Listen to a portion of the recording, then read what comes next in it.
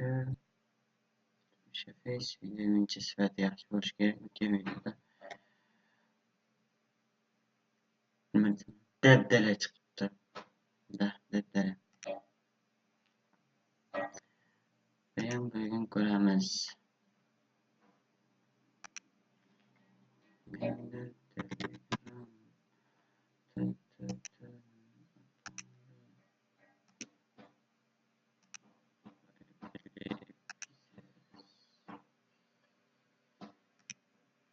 Ishkuncha master alini ko'rib qoldim internetda. Tekshirib ko'rishga qilaman, ko'rib ko'raman. 3 kunda birinchi 10 kunlikda shöyle o'rganar ekanmiz. Bizda bu yerda 8 ta mavzu bor ekan. Men buni 9 ta qildim. Mana Python asoslari davomiyligi 10 kun, maqsadlarimiz Python tilini sintakslar, tuzilishi va mantig'i bosqichlarini o'rganamiz va 0 dan mana 8 ga 9 ta bo'ladi. Mana men 0 ni o'zim qo'shdim. Nega bayram? Birinchisi men o'rganayotgan kim tomonidan, kim uni yaratgan va qachon, qayerda, nima uchun yaratilgan yaratilganini bilishimiz kerak bo'ladi. Dasturlashda. Masalan, sizga savol berib qolishi mumkin birortasi, sen shuni o'rganibsan. Kim tomonidan yaratilgan, qachon, qayerda yaratilgan ekan, qayoqqasidan o'zi kim tomonidan yaratilgan ekan so'rashi mumkin. O'shaning uchun yo'llaringga daftar tutolasiz. O'rganman. Maslahat beraman.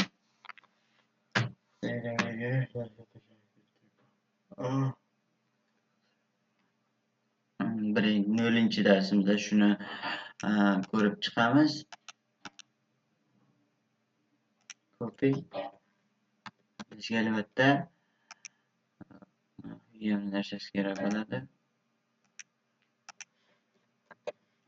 Python o'zi nima va kim tomonidan yaratilgan?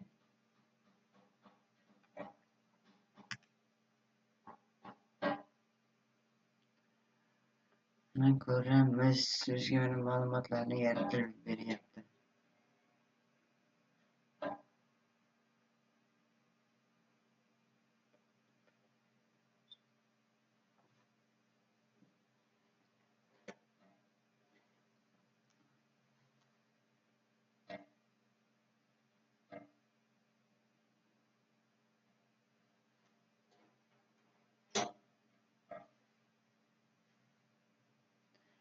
Va mana ko'ramiz, mana Python juda mashhur, oson o'rganuvchi dasturlash tili. Uni qayerda maqsadlarda ishlatamiz? Mana veb dasturlashda, sun'iy intellektda, mobil va kompyuter dasturlarida ma'lumot tayyorlash, o'yin yaratish. Masalan, o'yin yaratish adashgan Call of Duty yaratilgan. Kompyuter uchun versiyasida shuni yana o'rganishlar bor, esimda yo'q. Avtomatlashtirish, skriptlash. Python kim tomonidan yaratilgan? Eng asosiysi bu. Buni ikkinchi o'rinda nima uchun, qayerda foydalanamiz degan joyga bu ikkinchiga o'tamiz. Birinchi yozadigan narsamiz bu yerda Python kim tomonidan yaratilgan? Python Guido van Rossum degan niderlandiyalik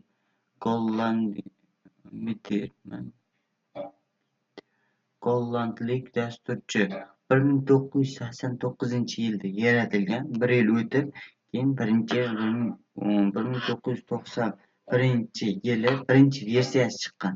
3.14 versiyalari bor. Masalan,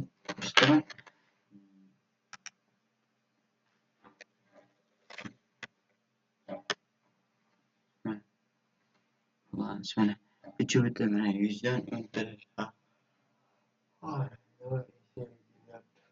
shunaqa versiyalari bor.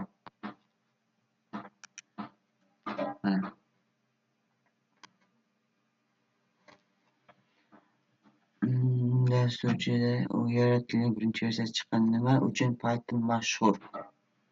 Nima uchun Python mashhur?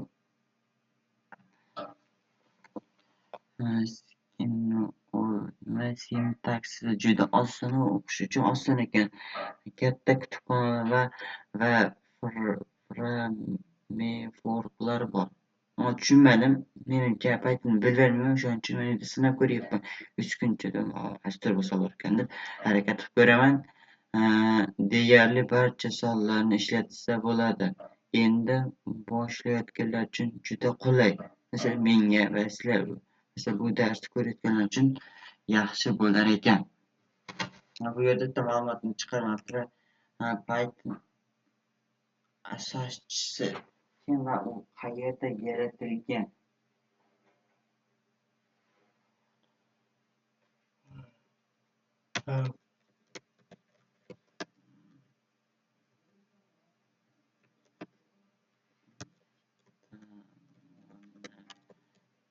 Kim tomonidan yaratilgan va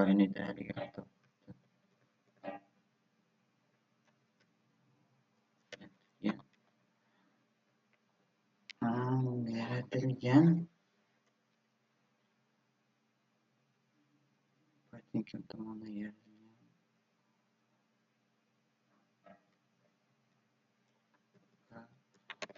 Qayerda?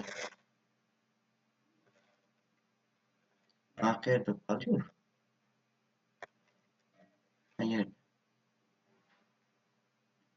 Nimaga bu ma'lumotlarni yozyapman? Juda kerakli ma'lumot. Ya'ni shuni bilmasangiz, uncha narsani Python kanaliga savol bersa o'sha javob topolmasligingiz mumkin. Menimcha o'sha bilish shart deb o'ylayman. Python Guido van Rossum tomonidan yaratilgan va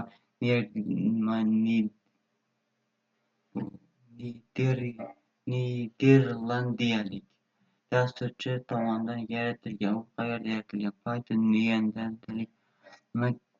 niderlandiyalik talaffuz qilmayapman bunga. Centrum Wiskunde Informatik va nomi ilmiy markazda yaratilgan. Qachon? 1900 yaratilgan. Birinchi versiyasi chiqqan. Shu ilmiy markazda yaratilgan ekan.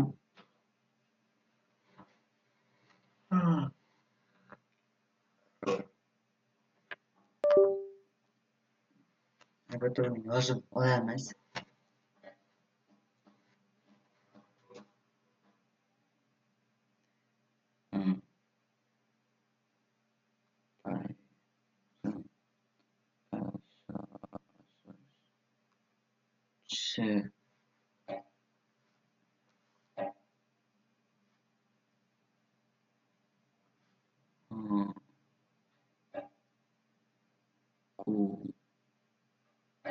Indo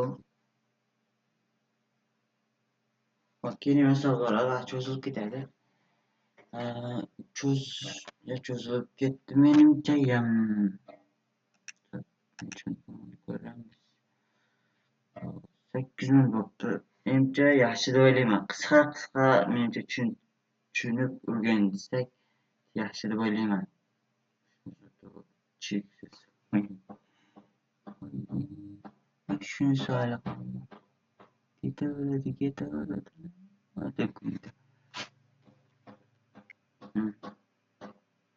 Agar xohlasangiz fan tarixi yoki qanday o'rganish ham tushuntirishim mumkin o'rganishni.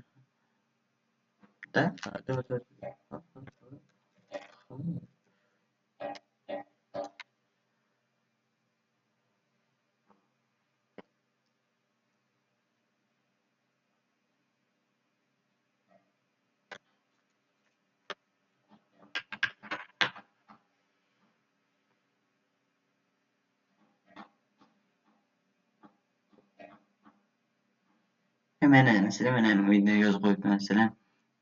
Endi ish boshlaganlar uchun juda qulay va Google, Instagram, YouTube va ham bular Pythonda ishlaydi. Sun'iy intellekt masalan biz ChatGPTni ishlatyapman. Eng ma'lumotlarni to'g'ri beradi va Şöyle deb o'ylayman. Eng topshirishini Google qidirib turgan ma'lumotga yig'inchi bitni yo'nalishini chiqarib beradi. Eng kuchli tillardan biri masalan ChatGPT mana shu Pythonda ishlatilgan. Agar xohlasangiz Pythonni yo'ldan o'rgatib boshlasak bo'ladi. Birinchi dars boshlaylikmi? Давай. Nimaga kerak?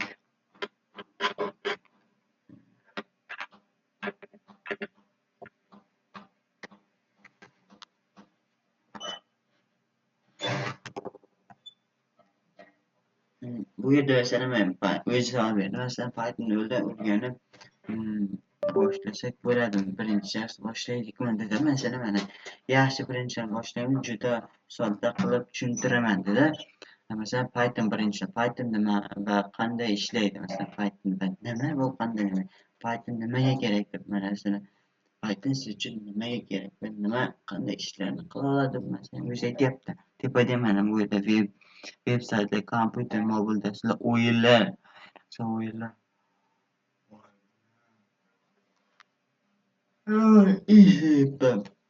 Picture. Ma'lumotni aralash. Ma'lumotlarni siqili bu haligini Google'da ishlasangiz ham bo'ladi. Masalan bitta mana dasturchi bor. Ko'rsataman hozir YouTube'da bo'lsa.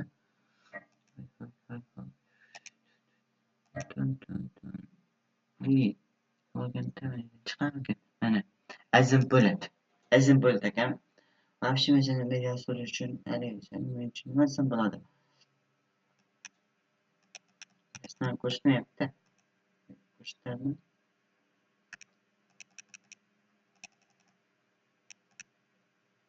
Azim bo'ladi aka. Mana shu Google'da ishlaydilar. Google'dan ketdilar.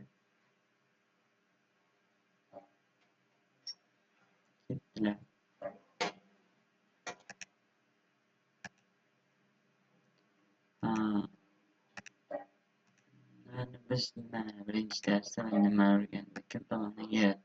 Dona yaratilgan.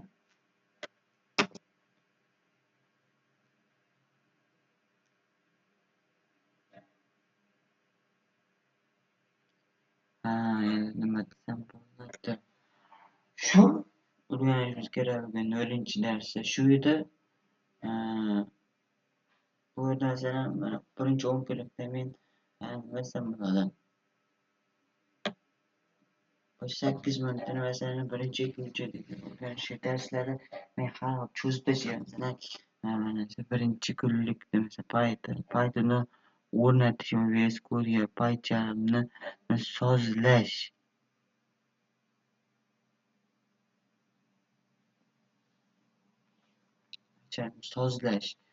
Sozlashni men o'rganishim kerak va mana ikkinchi kunda esa mana turlar intga masalan bir kun ishlatamiz masalan alohida bitta dars o'tamiz. Floatinchi bitta, string bitta va bold o'tamiz va chop etish va foydalanish uchun kiritmalar, arifmetik taqqoslar va chiziq va kodlash bloklar, if else mana shular uchun hammasini qancha bitta videodan alohida chiqaraman. Bittada qo'ysam men ham tushunmayman. Men ham tushuntiraman. Tushunmagan tushuntirolmayman. O'shaning uchun birinchi o'zim qancha ma'lumot bilib turib tushuntirish oson bo'lishi uchun nima desam bo'ladi?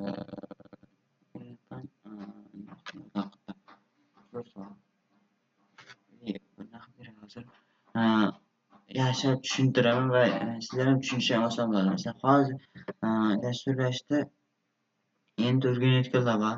Masalan, menga o'xshab men endi bu yil dasturlash o'zi nima va qanday tezroq o'rgansa va qanday tezroq o'rgansa qanday natija qilsam bo'ladi deganlarga qildim. Masalan, pashta yarim yil oldin notebook olman. Bu masalan notebook kompyuterda ishlatishni bila oldim.